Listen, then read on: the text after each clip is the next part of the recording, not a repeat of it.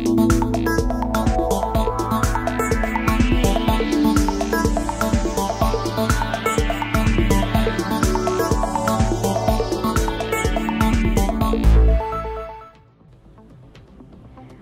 দেখছেন poddanews24.com এর সন্ধ্যা 6:30টার বিশেষ বুলেটিন ফ্ল্যাশ নিউজ। আঞ্চলিক সংবাদ নিয়ে সাথে আছি আমি Yasmin Nishat. facebook.com/poddanews24 page follow করে আমাদের সাথেই থাকুন। বাংলাদেশের জলবায়ু পরিবর্তনের অন্যতম প্রধান ক্ষতিগ্রস্ত এলাকা হচ্ছে খুলনার দাকব এলাকা। এখানকার জমিতে লবণাক্ততা থাকায় উৎপাদন হয় না শাকসবজি।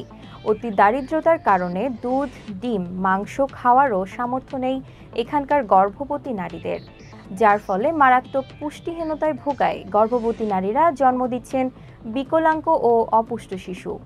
বিস্তারিত দেখুন বিশেষ প্রতিবেদনে।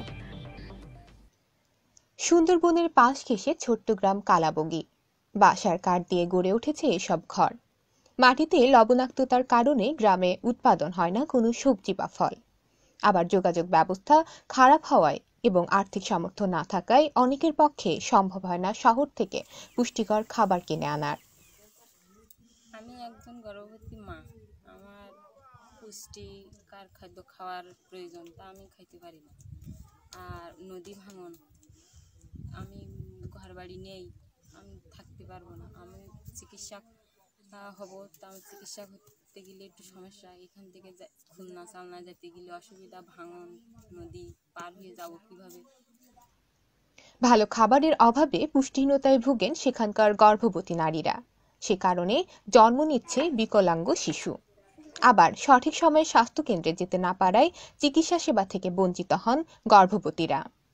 এখানে মনে করেন গর্ভবতী মহিলারা অনেকে আছে, তো প্রতি সময় তো আমাদের গর্ভবতী হচ্ছে।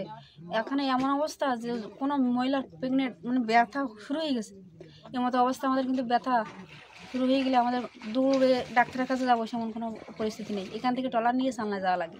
চালনা যেতে যাতে মহিলা মনে করেন মাঝখানে বাচ্চাটা হয়েই গেল ট্রলারের ভিতরে। ট্রলারের বাচ্চা ওই সময় যদি অক্সিজেন ফেল করে তখন মাও মারা যেতে পারে, শিশু মারা যেতে পারে।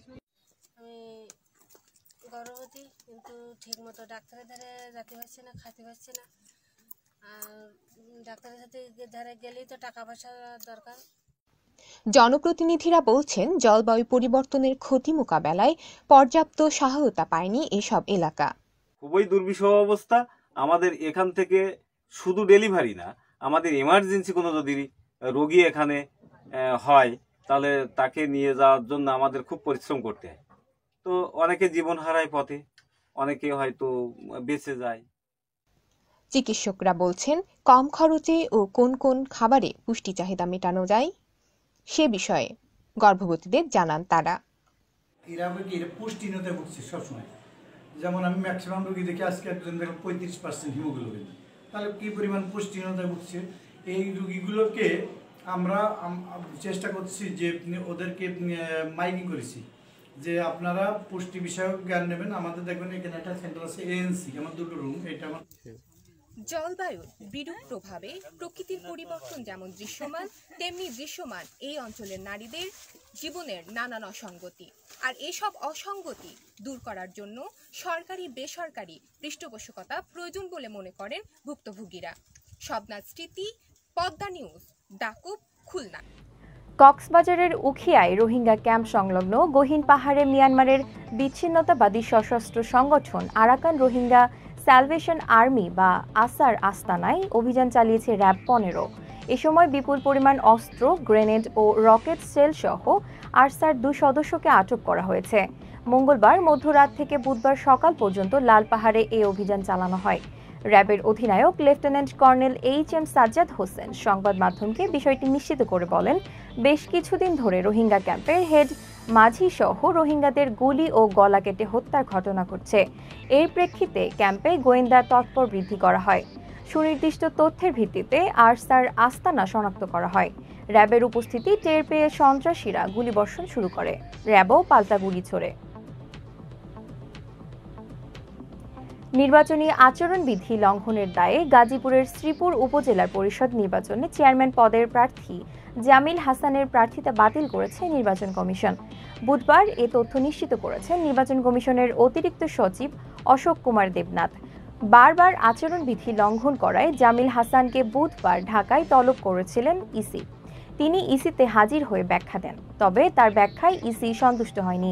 জামিল হাসান দুর্জয় প্রয়াত আওয়ামী লীগ নেতা ও সাবেক প্রতিমন্ত্রী অ্যাডভোকেট রহমত আলীর ছেলে। তিনি গাজীপুর জেলা আওয়ামী লীগের যুগ্ম সাধারণ সম্পাদক। তার ছোট বোন রুমানা আলী টুসি প্রাথমিক ও গণশিক্ষা প্রতিমন্ত্রীর দায়িত্বে আছেন। খুলনা ও যশোরে পৃথক দুটি হত্যা মামলায় দুজনের মৃত্যুদণ্ডের আদেশ দিয়েছেন আদালত। বুধবার খুলনার নারী ও শিশু নির্যাতন দমন ট্রাইব্যুনালের বিচারক আব্দুস সালাম খান এবং বিভাগীয় দ্রুত বিচার ট্রাইব্যুনালের বিচারক মতিয়ার রহমান পৃথক রায় ঘোষণা করেন। পিপি অ্যাডভোকেট ফরিদ আহমেদ জানান, যৌতুকের দাবিতে 2011 সালের 25 আগস্ট রাতে খুলনায় নগরীর বেলায়েত হোসেন সড়কের বাসভবনে আসামি নুরুন্নবী তার স্ত্রী জোহরা খাতুনকে শ্বাসরোধে হত্যা করেন। অপরদিকে যশোরের অভয়নগরের কলেজ ছাত্র নুরুজ্জামান বাবু হত্যা মামলায় আসামি রাজ্জাক পাটোয়ারিকে মৃত্যুদণ্ড দেন। সে পলাতক রয়েছে। 2020 সালের 1 জুন ওই ছাত্রকে আমবাগানে ডেকে চেতনানাশক ওষুধ মেশানো কোমল পানীয় খাইয়ে অচেতন করেন। পরে গামছা দিয়ে তার চোখ বেঁধে নাইলনের রশি দিয়ে গলায় পেঁচিয়ে শ্বাসরোধে হত্যা করেন। মুন্সিগঞ্জে পারিবারিক কলহের জেরে স্ত্রী ইয়াসমিন আক্তারকে হত্যার অভিযোগ উঠেছে স্বামী শাহজালালের বিরুদ্ধে। বুধবার সকালে খাসিকান্দি এলাকার বসতঘর থেকে গৃহবধূকে মরদেহ উদ্ধার করেছেন পুলিশ।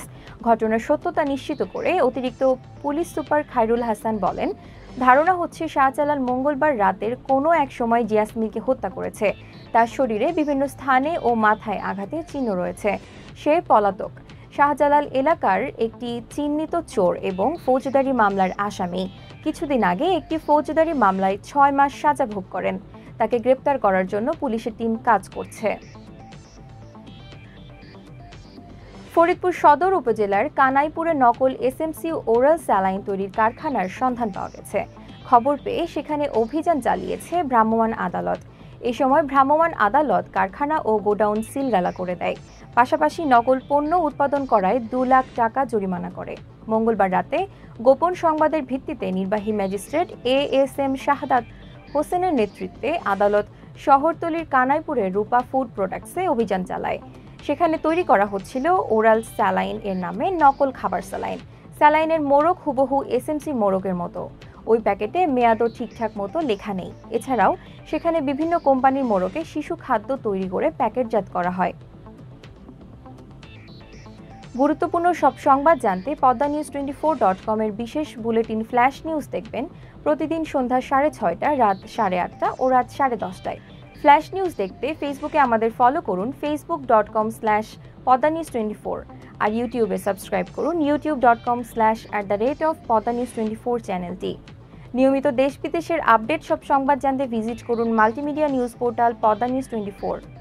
পরবর্তী ফ্ল্যাশ নিউজ দেখার আমন্ত্রণ জানিয়ে বিদায় নিচ্ছি আমি ইয়াসমিন নিশাত। ভালো থাকুন, সুস্থ থাকুন।